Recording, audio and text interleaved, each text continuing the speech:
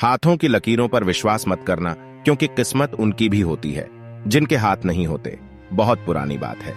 एक जंगल में एक गुरुकुल था जिसमें बहुत सारे बच्चे पढ़ने आते थे।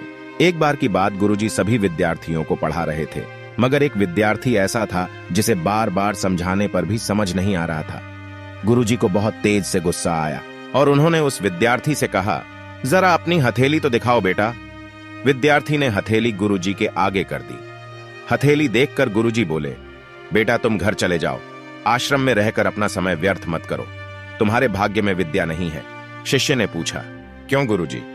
गुरुजी ने कहा, तुम्हारे हाथ में विद्या की रेखा नहीं है। गुरुजी ने एक होशियार विद्यार्थी को खड़ा किया और उसकी हथेली उसे दिखाते हुए कहा, यह देखो, ये है विद्या की रेखा, यह तुम्हारे हाथ में नहीं है, इसीलिए तुम समय नष्ट ना करो और घर चले जाओ और वहां अपना कोई और काम देखो।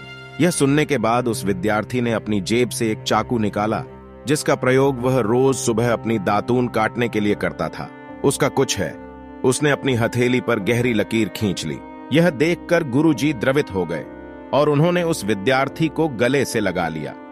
गुरुजी बोले, बेटा तुम्हें विद्या सीखने से कोई ताकत नहीं रोक सकती है। दृढ़ निश्चय और परिश्रम हाथ की रेखाओं को ही बदल देती है दोस्तों। वह विद्यार्थी आगे चलकर महर्षि पाणिनि के नाम से प्रसिद्ध हुए, जिसने विश्व प्रसिद्ध व्याकरण अष्टाध्यायी की रचना की है।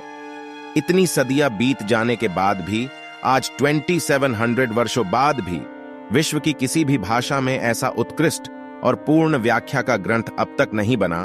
तो दोस्तों, इस कहानी की शिक्षा यह है कि लोग चाहे जो भी बोले, हम हर एक को गलत साबित करते हुए अपनी लागन और कठिन परिश्रम के दम पर जो चाहे वो सब कुछ हासिल कर सकते हैं।